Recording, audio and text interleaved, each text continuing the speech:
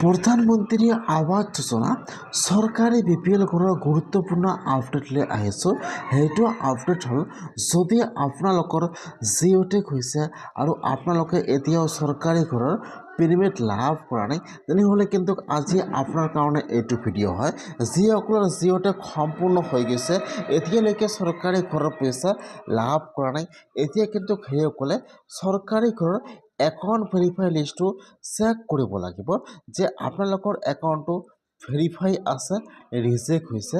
যদি আপোনালোকৰ একাউণ্টটো ৰিজেক্ট হৈছে, তেনেহ'লে কিন্তু আপোনালোকে চৰকাৰী ঘৰৰ পইচা লাভ নকৰিব। সেইকাৰণে যদি আপোনালোকৰ জিঅ'টেক হৈ গৈছে, আপোনালোকে এতিয়াও চৰকাৰী ঘৰৰ পইচা লাভ কৰা নাই, তেনেহ'লে আপোনালোকে আজিয়ে চৰকাৰী ঘৰৰ একাউণ্ট ভেৰিফাই লিষ্টটো চেক কৰক যে আপোনালোকৰ একাউণ্টটো ভেৰিফাই আছে, ৰিজেক্ট হৈছে। কেনেকুৱাকৈ আপোনালোকে চৰকাৰী ঘৰৰ একাউণ্ট ভেৰিফাই লিষ্টটো চেক কৰিব, মই আছে এইটো ভিডিঅ'ত আপোনালোকক সম্পূৰ্ণ প্ৰচেছ ষ্টেপ বাই ষ্টেপ দেখুৱাই দি আছোঁ, চাই ল'ব। আৰু যদি আপোনালোকে মোৰ চেনেলত নিউ হয়, মোৰ চেনেলটো ছাবস্ক্ৰাইব কৰি ৰাখি দিব। এতিয়া আপোনালোকে ফাৰ্ষ্ট এইটো অপশ্যনত আহি যাব। মই কিন্তু আপোনাৰ সুবিধাৰ কাৰণে অপশ্যনৰ লিংকটো মোৰ ডিছক্ৰিপশ্যনত দি দিছোঁ। আপোনালোকে ডাইৰেক্ট ক্লিক কৰি ফাৰ্ষ্ট এইটো অপশ্যনত আহি যাব। অহাৰ পিছত ইয়াত চাব, ফাৰ্ষ্ট দিয়া থাকিব এবাউট এছ, 2 নম্বৰত চাব দিয়া থাকিব আৱাজ শ্বপ।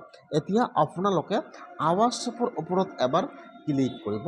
এতিয়া এইটো পেজ অপেন হৈ যাব এনেকুৱাকৈ। এতিয়া আপোনালোকে ৰিপৰ্টৰ ওপৰত এবাৰ ক্লিক কৰিব। ফাৰ্ষ্ট আৱাজ শ্বপ, তাৰপিছত আপোনালোকে ৰিপৰ্টৰ ওপৰত এবাৰ ক্লিক কৰিব। এতিয়া এইটো পেজ অপেন হৈ যাব এনেকুৱাকৈ। এতিয়া আপোনালোকে অলপমান তলত আহি ইয়াত চাব, ইয়াত যিটো এপ নম্বৰত অপশ্যন দিয়া থাকিব EFMS ৰিপৰ্ট, ইয়াত যিটো এপৰ 3 নম্বৰ অপশ্যন দি আছে বেনিফিচিয়াৰী ৰেজিষ্টাৰ একাউণ্ট ফৰজন এণ্ড ভেৰিফাই। এতিয়া আপোনালোকে ইয়াত চাই ল'ব, এপৰ 3 নম্বৰ অপশ্যনৰ ওপৰত ক্লিক কৰিব। যেতিয়া আপোনালোকে সেইটো অপশ্যনৰ ওপৰত ক্লিক কৰিব, এতিয়া কিন্তু আপোনালোকৰ ওচৰত আৰু এটা নতুন পেজ ইয়াত অপেন হৈ যাব এনেকুৱাকৈ। এতিয়া কিন্তু আপোনালোকে ইয়াত আকৌ ক্লিক কৰিব নালাগে। অলপমান তলত আহি ইয়াত চাব দিয়া থাকিব অল ষ্টেট। এতিয়া আপোনালোকে সেইটো অপশ্যনৰ ওপৰত ক্লিক কৰিব। আপোনালোকে ইয়াত ফাৰ্ষ্ট ষ্টেট নাম ছিলেক্ট কৰি লৈ ল'ব, ষ্টেট নাম আছাম। তাৰপিছত আপোনালোকে ছিলেক্টত ক্লিক কৰিব। ইয়াত আহি যাব আপোনালোকৰ ডিষ্ট্ৰিক্টৰ নাম। এতিয়া আপোনালোকে ইয়াত চাই ল'ব যে ইয়াত আপোনালোকৰ ডিষ্ট্ৰিক্টৰ নাম কোনটো হয়। আপোনালোকে ইয়াত চাই লৈ ইয়াত আপোনালোকৰ ডিষ্ট্ৰিক্টৰ নামটো ছিলেক্ট কৰি লৈ ল'ব। তাৰপিছত ছিলেক্টত ক্লিক কৰিব। ইয়াত আহি যাব আপোনালোকৰ ব্লকৰ নাম। এতিয়া আপোনালোকে ইয়াত চাই লৈ ইয়াত যিটো আপোনাৰ ব্লকৰ নাম হয় ছিলেক্ট কৰি লৈ ল'ব। তাৰপিছত ছিলেক্টত ক্লিক কৰিব। ইয়াত আহি যাব আপোনালোকৰ পঞ্চায়তৰ নাম। এতিয়া আপোনালোকে ইয়াত চাই লৈ ইয়াত যিটো আপোনাৰ পঞ্চায়তৰ নাম হয় ছিলেক্ট কৰি লৈ ল'ব। ইয়াত যিটো আপোনালোকৰ ফুল এড্ৰেছটো আছে, আপোনালোকে ইয়াত সকলো ছিলেক্ট কৰি লৈ ল'ব। তাৰপিছত ইয়াত চাব দি আছে ছাবমিট। এতিয়া আপোনালোকে ছাবমিটৰ ওপৰত ক্লিক কৰিব। যেতিয়া আপোনালোকে ছাবমিটত ক্লিক কৰিব, এতিয়া কিন্তু আপোনালোকৰ ওচৰত চৰকাৰী ঘৰৰ নতুন একাউণ্ট ভেৰিফাই লিষ্টটো ইয়াত অপেন হৈ যাব এনেকুৱাকৈ। ফাৰ্ষ্ট ইয়াত আপোনাৰ ঘৰৰ এপ্লিকেশ্যন ID নম্বৰ আহি যাব বা ইয়াত আপোনালোকৰ ফুল নেম আহি যাব আৰু তাত যিটো আপোনালোকে বেংকৰ একাউণ্ট জমা কৰিছে, ইয়াত বেংকৰ নামটো আহি যাব আৰু এইফালত লিখা আহি যাব ষ্টেটাছ। এইটো হৈছে কিন্তু চৰকাৰী ঘৰৰ একাউণ্ট ভেৰিফাই লিষ্ট। সেইকাৰণে যিসকলৰ একাউণ্টটো ভেৰিফাই হৈছে, এইফালত বেংকৰ নামটো থাকিব আৰু এইফালত দেখাব ভেৰিফাই। আৰু যদি আপোনালোকৰ নামটো ৰিজেক্ট হৈছে, তেনেহ'লে কিন্তু ইয়াত আপোনালোকৰ বেংকৰ নামটো শ্ব' নকৰিব আৰু ইয়াত দেখুৱাই দিব ৰিজেক্টেড।